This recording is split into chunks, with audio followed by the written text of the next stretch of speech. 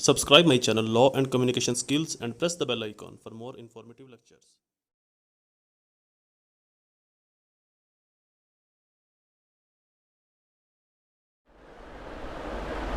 Assalamu alaikum friends and viewers, I hope all are fine. This is Mubashir Iqbal, Advocate High Court and Legal Lecturer. Series of legal lectures के अंदर हमारा आज का subject law of evidence, कानून शहादत 1984। Topic या question most important question है for examination point of view से, for judicial exam point of view से and practising point of view से भी। सबसे आप ऐसे समझ लें कि जो लॉ ऑफ एविडेंस है, जो कानून शहादत है, वो पूरी की पूरी एक बिल्डिंग है। उस बिल्डिंग की जो बेस है, उस बिल्डिंग की जो बुनियाद है, वो सिर्फ और सिर्फ एग्जामिनेशन ऑफ विटनेस है। यही आज का टॉपिक है और मैं कोशिश करूंगा कि इसको हर पहलू से आपको समझाने की कोशिश कर सकूं, हर पहलू से आपको बताने की कोशिश कर सकूं, ताकि आप एलएलबी पॉइंट ऑफ व्यू से भी, जुडिशरी पॉइंट ऑफ व्यू से भी और प्रैक्टिकल पॉइंट ऑफ व्यू से भी आपके लिए ये काफ़ी फ़ायदेमंद साबित हो। एग्जामिनेशन ऑफ विटनेस होता क्या? एग्जामिनेशन ऑफ विटनेस, सबसे पहले एग्जामिनेशन ऑफ विटनेस मतलब कि अगर कोई गवाह कोर्ट में आया गवाही देने के लिए, अगर कोई गवाह कोर्ट में आया गवाही देने के लिए, अपनी शहादत रिकॉर्ड करवाने के लिए, किसी फैक्ट को प्रूव, अच्छा एविडेंस क्या होती है? प्रूफ और disproof any alleged fact. Alleged fact क्या होता है? जिसके ऊपर एक पार्टी तो एतराज़ कर रही हो और दूसरी पार्टी उसको मान रही हो, डेट इज अलेज फैक्ट। तो उस अलेज फैक्ट को प्रूफ करने के लिए या डिसप्रूफ करने के लिए जो भी पार्टी अपनी अपनी फेवर में जो गवाह बुलवाती हैं, वो कहलाता है विटनेस। अच्छा, अब अगर एक पार्टी, मैंने अपनी फेवर में एक एविडेंस बुलवाई, एक विटनेस बुलवाया, उसने मेरी फेवर में गवाही दी, यहाँ तक ये इनफ नहीं है। उसके बाद मेरे उस एविडेंस के ऊपर, मेरे उस विटनेस के ऊपर क्रॉस एग्जामिनेशन होगा। क्रॉस एग्जामिनेशन करेगी adverse party, opponent party, opponent counsel. अगर मैं मदई हूँ तो मुद्दा लय, अगर मैं अपीलेंट हूँ, मैंने पटिशनर हूँ, अगर मैं अपीलेंट हूँ, एप्लीकेशन देने वाला हूँ, या मैं केस फाइल करने वाला हूँ, जो दूसरी पार्टी है डिफेंस काउंसिल या डिफेंडेड काउंसिल, वो उसके ऊपर क्रॉस एग्जामिनेशन करेगी। क्रॉस एग्जामिनेशन करने से, उससे सवाल जवाब पूछने से कि फॉर एग्जांपल मैंने एक विटनेस को अपनी फेवर में लेकर आया, उस विटनेस से बोला कि जी ऐसा ही हुआ था, ये वकील साहब ठीक कह रहे हैं, या ये काउंसिल ठीक कह रही है, या ये काउंसिल ठीक कह रही है, ऐसा ही हुआ था। तो जो मेरी मुखालिफ पार्टी होगी फिर वो उससे पूछे कि जब ये वकूआ हुआ उस वक्त आप कहाँ थे? जी मैं फलां जगह पर था। आप वहाँ पर क्या करने आए, किस काम के लिए आए थे, टाइम क्या था उस वक्त, आपने इस सारे वकूए को किस तरह से देखा, किस वक्त देखा, उस वक्त आप कितनी दूरी पर थे, किस तरह से थे। तो ये एक टेक्निक्स होती है एग्जामिनेशन करने की, सवाल जवाब पूछने की, ये भी एक बहुत बड़ी टेक्निक्स हैं। और इंशाल्लाह मैं इसको भी लॉ ऑफ एविडेंस के अंदर, या जो नेक्स्ट मेरी सीरीज स्टार्ट हो रही है सीआरपीसी की, कोड ऑफ क्रिमिनल प्रोसीजर की, उसके अंदर बताऊंगा कि टेक्निक्स कैसे होती हैं, आप क्वेश्चन कैसे पूछ सकते हो सामने वाले से, कौन कौन से क्वेश्चन जो हैं वो वैलिड होंगे, कौन कौन से क्वेश्चन जो हैं वो वैलिड नहीं है, किन किन क्वेश्चंस की आपको एक्सेप्शन है, वैलिड तो नहीं है लेकिन उनकी आपको एक्सेप्शन है। तो वो सारी मैं एक कोशिश करूँगा कि मैं एक कंप्रीहेंसिव लेक्चर बनाऊँ, चूँकि ये बहुत बड़ा लेक्चर बन जाएगा, बट आई विल ट्राई कि मैं इस तरह का एक लेक्चर बनाऊँ ताकि आपके लिए, आपकी फील्ड के लिए, जुडिशल एग्जामिनेशन के लिए, आपके एलएलबी के लिए तो इतनी ज़्यादा इसकी अहमियत नहीं है, बट जुडिशल और प्रैक्टिसिंग पॉइंट ऑफ व्यू से इसकी बहुत ज़्यादा अहमियत है। तो मैं कोशिश करूँगा कि आपको ये लेक्चर डिलीवर कर सकूँ। एनीवे, तो जब अपोजिट पार्टी, एडवर्स पार्टी उसके ऊपर क्रॉस करती है एलिगेटी of truth, finding of truth को जानने के लिए, उसकी झूठी गवाही को ख़त्म करने के लिए, साइड पे करने के लिए, मतलब कि क्रॉस एग्जामिनेशन का जो पर्पज़ है वो ये है कि सच और झूठ को अलग अलग कर देना। एक ही चीज़ में से सच को भी निकाल लेना और झूठ को भी निकाल लेना, बेसिक प्रिंसिपल है क्रॉस एग्जामिनेशन का। इन शॉर्ट आपको बता दिया। उसके बाद क्रॉस एग्जामिनेशन के बाद एक और एग्जामिनेशन होती है। अगर मैं अपनी फेवर में लेकर आऊँगा तो वो कहलाती है चीफ एग्जामिनेशन। मेरी गवाह के ऊपर जब opposite party, opponent party, adverse party जब उसके ऊपर बहस करेगी, उससे सवाल जवाब करेगी, तो वो कहलाती है क्रॉस एग्जामिनेशन। उसके बाद एक और एग्जामिनेशन होती है, वो कहलाती है री एग्जामिनेशन। री एग्जामिनेशन कोई भी पार्टी दूसरे के गवाह के ऊपर दोबारा से एग्जामिनेशन करने के लिए, या सेम पार्टी अपने ही गवाहों को अगर फैक्ट मिसिंग है उसको दोबारा से कहलवाने के लिए जब बुलाती है, तो वो कहलाता है re examination. Re examination in cross, re examination in chief. Concept of examination, question start करने से पहले मैं आपको पहले बताता चलूँ कि मेरे नोट्स अवेलेबल है, वो मार्केट से आप ले लें या मेरे व्हाट्सएप मैसेज नंबर के ऊपर मैसेज कीजिएगा, मैं वहाँ पर आपको सेंड करवा दूंगा। सेकंड, मेरे सभी लेक्चर्स नोट्स अब पेड होंगे, तो लिहाजा उसकी प्राइस पे करना बिल्कुल भी ना भूलें। प्राइस मेरे नोट्स की, मेरे लेक्चर्स की, यूट्यूब चैनल के, फेसबुक के, वो ये है कि कम से कम 10 रुपये आपने डोनेशन करनी है, सिर्फ 10 नहीं, से ज़्यादा भी आप कर सकते हो। सेकेंड स्टेप ऑफ माई फी, कम से कम 2 लोगों की आपने हेल्प करनी है, जितना आपके लिए पॉसिबल हो, जितना आपके लिए आसानी हो। कोई इशू तो नहीं? ठीक, फेस ठीक आ रहा है मेरा? सब सेकंड स्टेप ऑफ माय फी, कम से कम 2 लोगों को आपने उनको फैसिलिटेट करना है, उनकी हेल्प करनी है। थर्ड स्टेप ऑफ माय फी, मेरे पेरेंट्स के लिए दुआ, अल्लाह ताला उनको सेहत तंदुरुस्ती दे, उनका साया मेरे सर के ऊपर सलामत रखे। एंड एक और चीज़ मैं आपको बताता चलूँ कि अक्सर स्टूडेंट्स की, मेरे व्यूवर्स की, मेरे नाजरीन की मुझे कॉल्स आती हैं। मैं अनफॉर्चुनेटली बिजी होने की वजह से, कोर्ट के अंदर होने की वजह से, या किसी और अकेडमी में पढ़ाने की वजह से, या यूनिवर्सिटी के अंदर लेक्चर्स की वजह से मैं वो कॉल्स अटेंड नहीं कर सकता। बट मैंने टाइमिंग मेंशन की हुई है कि अगर आप 8 से 10 तक मुझे कॉल करेंगे तो मैं आपको बेहतर रिस्पांस दे सकूंगा। बट मैं अपने नाजरीन और व्यूवर्स और स्टूडेंट्स के लिए आसानी के लिए मैंने एक जो आसान तरीका ढूंढा हुआ है, जो मेरे लिए भी आसान है और आप लोगों के लिए भी, वो मैंने अपने ग्रुप्स बनाए हुए हैं। गर्ल्स के ग्रुप्स अलग हैं, बॉयज़ के ग्रुप्स अलग हैं। तो आप अगर मेरे उन ग्रुप्स के अंदर ऐड हो जाएंगे तो ये आपके लिए ज़्यादा फायदेमंद है, चूँकि ये है कि मैं ग्रुप्स के अंदर वीकेंड को तो हर सूरत आता हूँ, लाजमन आता हूँ मैं सैटरडे और संडे को। वर्किंग डेज़ के अंदर भी मैं उन ग्रुप्स के अंदर आता रहता हूँ। अगर किसी स्टूडेंट ने कोई क्वेश्चन पूछा और मेरे पास टाइम है तो मैं उसका आंसर कर देता हूँ। तो ये आप लोगों के लिए ज़्यादा फायदेमंद है कि बजाय आप मुझे कॉल या मैसेज करें और मैं उसका रिप्लाई ही ना करूँ, और बाद में फिर आपके जो रिप्लाई आते हैं अक्सर मैं सुनता हूँ बड़े ज़हका खेज़ और बड़े इंजॉय करने वाले कि सर आप हमसे नाराज़ है, हम आपको पैसे पे कर देंगे, आप हमारे क्वेश्चन का आंसर कर दें। तो पैसे पे करने के लिए मैंने जो है वो आपको ये फैसिलिटेट नहीं कर रहा, ये तो मैं बस आप लोगों की हेल्प हो जाए रज़ा इलाही के लिए कर रहा हूँ। अदरवाइज़ आपके लिए ज़्यादा फायदेमंद है कि आप मेरे उन ग्रुप्स के अंदर ऐड हो जाएँ। स्टार्ट करते हैं हमारा आज का लेक्चर्स, क्योंकि उन ग्रुप्स के अंदर मैं वीकेंड्स को तो ज़रूर आता हूँ, और जितने भी स्टूडेंट के मसाइल हैं, उनके क्वेश्चंस हैं, तो उनका फर्दर जो है ना वो 1 बाय 1 उनके आंसर्स भी मैं देता हूँ। तो डिटेल से मैं वीकेंड्स को उन ग्रुप्स के अंदर मौजूद होता हूँ, मैं वहाँ पर रिप्लाई करता हूँ, वहाँ पर आता हूँ, सभी के साथ गपशप भी मेरी होती है उन ग्रुप्स के अंदर, और हाल वाल भी पूछ लेता हूँ। एनीवे स्टार्ट करते हैं हमारा आज का लेक्चर।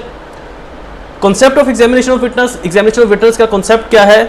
अच्छाई और बुराई को, सच और झूठ को निकालना। यहाँ पर मैंने कुछ ऐसे लिखा होगा, examination of witness would mean examination in chief, cross examination and re examination. 3 तरह की एग्जामिनेशन होगी, ये इसका कॉन्सेप्ट है। Rely article. अच्छा, एक और चीज़ मैं अपने नोट्स के अंदर प्रीक्लूड, preface, rely article, lexical meaning, ये चीज़ें लिखता हूँ।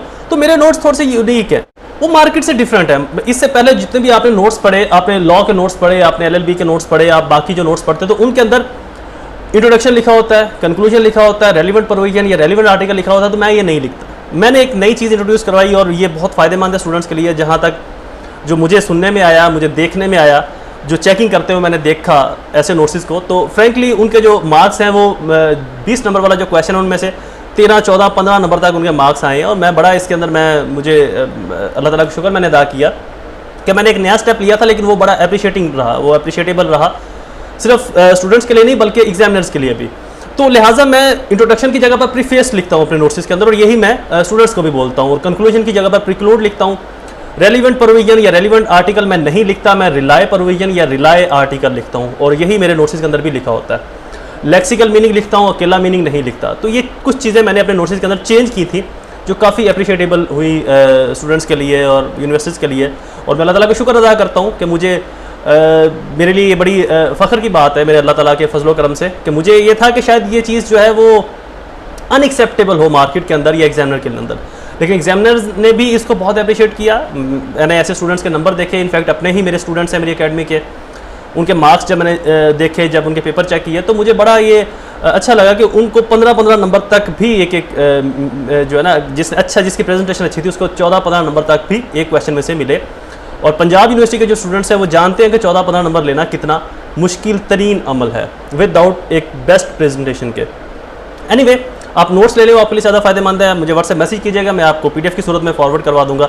Just WhatsApp message, not mobile के ऊपर जो सेल फोन के ऊपर मैसेज है उसका, और ना ही मेल के ऊपर। और सेकंड इंपॉर्टेंट थिंग कि मैं किसी भी मैसेज का रिप्लाई नहीं करूंगा। हाँ, ये है कि अगर मेरे पास टाइम होगा तो आप अपने वॉइस मैसेज में अपना जो मैसेज है वो मुझे छोड़ दीजिए, मैं वो सुन लिया करूँगा। चलिए शुरू करते हैं हमारा आगे further lectures. Rely article. Rely article है जी 130, 130, 132, 140, 143 to 149 QSO 1984। ये रिलाय आर्टिकल है लॉ ऑफ एविडेंस के cross examination, chief examination and examination of witness और री एग्जामिनेशन का। Rationale behind of examination of witness. Rationale behind क्या है इसकी एग्जामिनेशन के पीछे? Examination of witness is conducted only to check the validity of the authenticity of the evidence और witness. इसका मकसद सिर्फ और सिर्फ जो एविडेंस है, जो विटनेस है, उसकी ऑथेंटिसिटी को, कि आया वो कितनी पुख्ता है, कितनी सच्चाई के ऊपर है, कितनी झूठ के ऊपर, और उसकी वैलिडिटी को, वो उसके म्यार को, उसकी मजबूती को जांचने का एक जरिया है examination of witness. Stages of examination of witness, जैसे कि मैंने आपको पहले बताया कि 3 स्टेजेस हैं एग्जामिनेशन ऑफ विटनेस की। First, chief examination, second cross examination और थर्ड री एग्जामिनेशन। ये बेसिक 3 एग्जाम है एग्जामिनेशन ऑफ विटनेस की। Rules of conduct of examination of witness, rules क्या है? आर्टिकल 130 ऑफ कानून शहादत order 1984 described that the conduct in examination of witness should follow the rules prescribed the code of civil procedure, code of criminal procedure as to the nature of case। Code of civil procedure जिसको हम CPC कहते हैं, code of criminal procedure जिसको हम CrPC कहते हैं, इसके अंदर भी रूल्स को प्रिस्क्राइब कर दिया गया है, डिटेल से बयान कर दिया गया है। और इसके अलावा भी हो सकते हैं इनके रूल्स जैसी लॉ की नेचर होगी, जैसे कि वाइट कॉलर क्राइम्स हैं, साइबर क्राइम्स हैं, तो डिफरेंट क्राइम्स हैं, तो उस तरह से उसकी नोयत भी डिफरेंट हो सकती है। क्योंकि साइबर क्राइम्स के अंदर जो क्रॉस एग्जामिनेशन है वो डिफरेंट होती है। वो एक दफ़ा हमने की थी, मैंने की थी तो वो सिविल और क्रिमिनल के अंदर डील नहीं करती, वो बिल्कुल ही अलग तरह की क्वेश्चनिंग होती है, अलग तरह, क्योंकि उसके अंदर मोस्ट ऑफ द टाइम तो ऐसा होता है कि आमना सामना हुआ ही नहीं होता, तो सारे का सारा टेक्निक्स के ऊपर, टेक्नोलॉजी के ऊपर और सॉफ्टवेयर के ऊपर मामला डील कर रहे होते हैं, तो इसलिए उनकी क्रॉस एग्जामिनेशन का जो प्रोसीजर है वो डिफरेंट है, वो भी बयान कर दिया गया। Second step of rule of conducting of examination of witness, in case of absence of the code और रेगुलेशन और रूल्स, अगर किसी जगह पर किसी बुक में कोड में रूल्स रेगुलेशन नहीं मौजूद, एज ए केस में be the court should be competent authority to do the same, तो वहां पर जो कोर्ट होगी वो कंपिटेंट अथॉरिटी है उन रूल्स को एस्टेब्लिश करने के लिए, उन रूल्स को बनाने के लिए कि आया क्रॉस एग्जामिनेशन, चीफ एग्जामिनेशन या री एग्जामिनेशन का जो प्रोसीजर होगा वो क्या होगा, क्रॉस एग्जामिनेशन कैसे की जा सकती है, तरीकेकार क्या होगा, सवाल जवाब कौन कौन से होंगे। जैसे कि रेप केसेस के अंदर क्रॉस एग्जामिनेशन थोड़ी सी डिफरेंट होती है इन अदर केसेस। अब है जी examination in chief. Examination in chief क्या है? अच्छा, एक चीज़ मैं बताता चलो कि मेरे नोट्स के अंदर ये अलग अलग क्वेश्चन भी हैं, ये एक क्वेश्चन भी है जो मैं भी आपको बता रहा हूँ, इसके बाद examination in chief, examination cross examination, re examination, ये 3 अलग अलग क्वेश्चन भी हैं।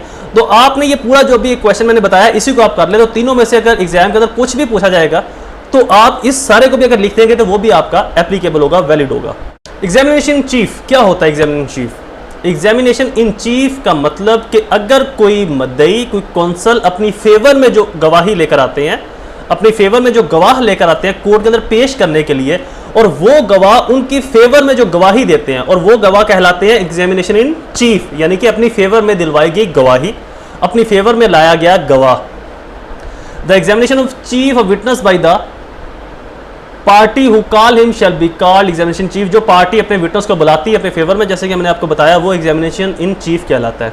Rely article 132 QSO 1984 statutory interpretation, the examination of witness by the adverse party shell be called cross examination. उसी विटनेस के ऊपर जब एडवर्स पार्टी, मुखालफ पार्टी, दूसरी पार्टी जब सवाल जवाब करेगी तो वो कहलाएगा cross examination. Examination of witness subsequent to the cross examination by the party called him shall be called as a re-examination। उसी गवाह को जब एडवर्स पार्टी या सेम पार्टी दोबारा से बुलवाएगी, हाजिर करवाएगी कोर्ट में, कोई फैक्ट मिसिंग रह गया, कोई पॉइंट मिस रह गया जो पूछा नहीं गया या जिसके ऊपर क्रॉस नहीं किया गया, तो जब दोबारा से उसको बुलवाएगी, अगर क्रॉस पार्टी एडवर्स पार्टी बुलवा रही है तो क्रॉस इन री एग्जामिनेशन कहलाएगा, अगर सेम पार्टी बुलवा रही है तो चीफ इन री एग्जामिनेशन कहलाएगा। ये चीज़ ज़रूर याद रखिएगा। चीफ एग्जामिनेशन का ऑब्जेक्ट क्या है? The object of examination in chief is to elicit the truth, सच को निकालना, सच को बावर करवाना, सच को जाहिर करना, टू प्रूव द फैक्ट, और जो फैक्ट है उसको साबित करना, which bear upon the issues in favour of the parties calling witness, जो इश्यूज जो पार्टी विटनेस को बुला रही है उसके मुखालिफ जो इश्यूज रेज हुआ है उसको प्रूव करने के लिए कि नहीं जी जो हम कह रहे हैं ये ऐसे ही हुआ है। तो सेम पार्टी अपनी फेवर में जब किसी विटनेस को बुलवाती है, जब किसी विटनेस को अदालत में लेकर आती है, वो विटनेस उनकी फेवर में जब गवाही देता है वो गवाही कहलाती है एग्जामिनेशन इन चीफ, यानी कि जिस पार्टी ने खुद से उस विटनेस को बुलवाया है। Stages of examination of witness, initial stage जो भी एग्जामिनेशन होगी, जैसे केस स्टार्ट हुआ इमीडिएटली उसका जो फर्द जुर्म उसके ऊपर आयद होती है, तो इनिशियली उसके बाद फर्द जुर्म आयद होती है, या सिविल केस के अंदर इशू रेज किए जाते हैं तो फौरन ही विटनेस को बुलवाया जाता है, और जब विटनेस को बुलवाया जाएगा तो पहली स्टेज है examination in chief. Nature of examination of chief, इसकी नेचर क्या है? नेचर इसकी सिंपली है कि जो पार्टी लेकर आती है वो अपनी फेवर के अंदर गवाही दिलवाती है। Party competent to conduct, same parties, कोई भी पार्टीज, डिफेंस काउंसिल और जो अपीलेंट काउंसिल्स हैं, या प्लेंटिफ है या डिफेंस है या अपीलेंट है या डिफेंडेड है, तो कोई भी पार्टीज एग्जामिनेशन चीफ के लिए विटनेस को बुलवा सकती है अपनी फेवर में। या on council same party on scope and extent, इसका स्कोप कितना और ये एक्सटेंट कितना होगा in civil cases, criminal cases and all special cases. जो एग्जामिनेशन चीफ है ये सिविल केसेस में भी होगा, क्रिमिनल केसेस में भी होगा और तमाम अदर केसेस, साइबर क्राइम के केसेस हो गए, वाइट कलर क्राइम के केसेस हो गए, टैक्सेशन के, कॉर्पोरेशन के, जितने भी सिविल और क्रिमिनल के अलावा केसेस हैं उन सब पर ये एक्सटेंट होगा, इसका जो स्कोप है उन सब के ऊपर एप्लीकेबल होगा। नेक्स्ट है जी क्रॉस एग्जामिनेशन। क्रॉस एग्जामिनेशन क्या है? जैसे कि मैंने आपको पहले बताया कि जब चीफ हो जाता है, फॉर एग्जांपल मैं being a advocate, being a lawyer, अपनी पार्टी की फेवर में जिनकी बिहाफ के ऊपर मैं केस डील कर रहा हूँ कोर्ट के अंदर, मैं एक विटनेस लेकर आता हूँ और मैं ये कहता हूँ कि मेरी पार्टी ने ये मर्डर नहीं किया, और वो विटनेस भी आकर गवाही देता है कि जी फलां शख्स जो वकील साहब कह रहे हैं, इनका जो मदई है, इनका जो मुल्ज़म है, या जो भी मैं अपीलेंट की तरफ से हूँ, मैं डिफेंस की तरफ से हूँ, मैं दरख्वास्त देने वाले की तरफ से, मैं मदई की तरफ से हूँ या डिफेंस की तरफ से हूँ, तो वो गवाह कहता है कि वकील साहब के जो कौंसल है, फॉर एग्जांपल उसके ऊपर इल्ज़ाम लगाया कि उसने मर्डर किया, और मैं केस लेकर आता हूँ अदालत में अपना गवाह, वो गवाह कहता है कि जो वकील साहब का क्लाइंट है, जो कौंसल है, इसने मर्डर नहीं किया, ये फलां टाइम मेरे साथ था। तो ये तो था चीफ एग्जामिनेशन। अब इसी के ऊपर जब अपोजिट पार्टी, एडवर्स पार्टी उसे सवाल जवाब करेगी तो उस वक्त क्या कर रहा था, वो शख्स तेरे पास कब आया, तुम्हारा क्या काम है, तुम्हारी और उस वक्त जो मुलाकात थी वो क्या हो रही थी, किस पॉइंट पर हो रही थी, क्यों बात कर रहे थे, उसी वक्त तुम उससे क्यों मिले। तो उसको उसके केस के अंदर उलझाने के लिए, सच को जाहिर करने के लिए कि आया ये झूठ तो नहीं बोल रहा, अगर झूठ बोल रहा है तो सवाल जवाब के अंदर कहीं लड़खड़ा जाएगा, कहीं दबक जाएगा, कहीं जो है वो हिल जाएगा, तो जहां पर वो दबकेगा, हिलेगा, लड़खड़ाएगा, वहीं जो एडवर्स पार्टी है उस पॉइंट को कैच कर लेगी और कोर्ट के सामने एक्सपोज कर देगी, जी देखिए इस वकील, इस विटनेस की तो वर्थ ही ये विटनेस तो बिल्कुल झूठा है, ये तो झूठी गवाही दे रहा है। तो झूठी गवाही से बचने के लिए, सच और झूठ को अयां करने के लिए, झूठ और सच को अलग अलग करने के लिए जो प्रोसीजर अडॉप्ट किया जाता है वो कहलाता है cross examination. Lexical meaning of cross examination, the examination of witness by the adverse party shell be called cross examination. जो एडवर्स पार्टी है, जो मुखालिफ पार्टी है, चाहे डिफेंस के मुखालिफ या मदई के मुखालिफ, दरखास्त हिंदा के मुखालिफ, दरखास्त देने वाले के जो मुखालिफ पार्टी है, वो दोनों में से जो भी दूसरी पार्टी के गवाह के ऊपर चीफ के बाद जब एग्जामिनेशन करेगी तो वो एग्जामिनेशन कहलाएगा cross examination. Rely article 132 क्यूएसओ 1984 statutory interpretation, adverse party, इसको एडवर्स पार्टी मुखालिफ पार्टी करेगी, कोई भी मुखालिफ पार्टी कर सकती है, चाहे वो डिफेंस की तरफ से करे, वो मदई की तरफ से करे। Shall be called of cross examination, cross examination के लिए मुखालिफ पार्टी बुलवा सकती है। Object to elicit the truth, object सभी का ऑलमोस्ट सेम होता है। टू एक्सपोज द फ्लैशहुड, झूठ को जाहिर करना, बुराई को जाहिर करना, गलत चीज़ को जाहिर करना। To impeach the credit of witness. अच्छा, यहाँ पर एक चीज़ याद रखिएगा कि impeach the credit of witness का मतलब ये नहीं है कि उस विटनेस की बीइंग ए पर्सन तौहीन करना, इंसल्ट करना। Impeach the credit of witness ये है कि वो शख्स उस गवाही की हद तक कितना सच्चा है। डजेंट मैटर वो लाइफ के अंदर सच्चा है, झूठा है, मौलवी है, आलम है, उलमा है, मुफ्ती है, पीर है, फकीर है, क्या है क्या नहीं है, लेकिन उस फैक्ट की हद तक जो उसकी गवाही है वो कितनी को वैलिड है, वो कितनी को सच्चा है, वो कितना को सही बोल रहा है और कितना झूठ बोल रहा है। तो अक्सर लोग impeachment of credit of witness से मुराद लेते हैं कि उसके किरदार। देखिए, अब तो बाकायदा जजमेंट आ चुकी है, तो आप किसी भी शख्स से किरदार साजी कर ही नहीं सकते, उसके किरदार के ऊपर बात नहीं कर सकते। तो अक्सर वकला साहिबान भी ये गलती करते हैं, वो कोर्ट के अंदर जाकर एक शख्स का किरदार पकड़ लेते हैं कि जी ये तो औरत तोयफा है, ये शख्स तो चोर है, डकैत है, ये तो फलां है, ये तो फलां है, ये तो मर्डरर है, इसकी तो ये तो ऑलरेडी झूठा है, इसकी तो सोसाइटी के लोग झूठा झूठा कहते हैं। किसी के किरदार साजी करना impeachment of credit of witness नहीं होता। ये चीज़ आप कभी भी प्रैक्टिस के अंदर ना भूलिएगा। इम्पीचमेंट क्रेडिट ऑफ विटनेस का मतलब है कि वो जो शख्स है, वो चाहे जितना मर्जी बड़ा आलम है, वो जितना मर्जी झूठा है, वो जितना बड़ा मर्जी सच्चा है, वो मुअज्जन है, इमाम है, वो आलम दीन है, वो वकील है, वो डॉक्टर है, वो कुछ भी है, पुलिस ऑफिसर है, सिर्फ इम्पीचमेंट क्रेडिट ऑफ विटनेस का मतलब ये है कि उस केस की हद तक वो शख्स कितना कुछ सच्चा है, उसकी जो गवाही है उस केस की हद तक कितनी रिलायबल है, कितनी सही बात कर रहा है और कितनी वो गलत बात कर रहा है। तो ये बेसिक मकसद है impeachment of credit of witness का। इसके ऊपर जब मैं डिटेल से लेक्चर बनाऊंगा तो उसके अंदर फिर मैं कुछ चीज़ों का यह करूंगा कि हमारे वकला साहिबान बहुत सी ऐसी गलतियां कर जाते हैं, इन कोर्ट के एक शख्स के किरदार को पकड़ बैठते हैं और किरदार को पकड़ने की वजह से अपना केस कमज़ोर कर लेते हैं। किसी के किरदार को नहीं पकड़ना हमने, being advocate, being a lawyer, हमने सिर्फ और सिर्फ उस शख्स के उस मौजूदा फैक्ट के ऊपर जिसके ऊपर वो गवाही देने के लिए आया, हमने उसके ऊपर बात करनी कि वो कितना कुछ सच्चा है और कितना कुछ झूठा है। जस्ट कि जो वो बात कर रहा है, आया वो उस वक्त उस जगह पर मौजूद भी था या नहीं, या झूठी बात कर रहा है, अपनी तरफ से मन खड़त बात बता रहा है। तो इन तमाम चीज़ों को सिर्फ आपने अया करवाना है, जाहिर करवाना है। स्टेजेस ऑफ क्रॉस एग्जामिनेशन, इसका जो स्टेज है वो कौन सी होगी? After the chief examination cross examination will be conduct. जैसे ही चीफ एग्जामिनेशन होगा फौरन ही क्रॉस एग्जामिनेशन जो है उसको कंडक्ट करवाया जाएगा। पार्टी कंपिटेंट टू कंडक्ट, कौन सी पार्टी इसको कंपिटेंट कौन सी पार्टी कंपिटेंट है इसको करवाने के लिए क्रॉस एग्जामिनेशन को? जो अपोनेंट पार्टी है या एडवर्स पार्टी है, कोई भी मुखालिफ पार्टी जो है, चाहे वो प्लेंटिफ के मुखालिफ है या डिफेंडेड के मुखालिफ है, मदई के मुखालिफ है या डिफेंस काउंसिल के मुलजम के मुखालिफ है, तो कोई भी जो पार्टी मुखालिफ काउंसिल में है वो इसको कंडक्ट करवा सकती है। नेचर इसकी क्या है? इसकी नेचर मैंडेटरी है। जैसे कि क्रॉस एग्जामिनेशन की नेचर जो है वो मैंडेटरी होती है कि अगर आप ला ना सको तो बिल्कुल आप ला सकते हो, लेकिन अगर चीफ हो गया तो विद आउट क्रॉस एग्जामिनेशन उस गवाह की कोई अहमियत नहीं है, कोई एथेंटिसिटी नहीं है, कोई वैल्यू नहीं है। किसी भी गवाह की जो वैल्यू बनती है वो आफ्टर क्रॉस एग्जामिनेशन बनती है। ये बात हमेशा याद रखिएगा। आप एक गवाह को अपनी फेवर में लेकर आते हो कोर्ट में, अपनी फेवर में गवाही दिलवाते हो, खारिज कर देते हो, वो गवाह मर जाता है। अगर वो मर गया तो उसकी गवाही की कोई अहमियत नहीं जब तक उसके ऊपर क्रॉस नहीं हुआ होगा। बस उसकी गवाही को एक फैक्ट के तौर के ऊपर लिया जाएगा।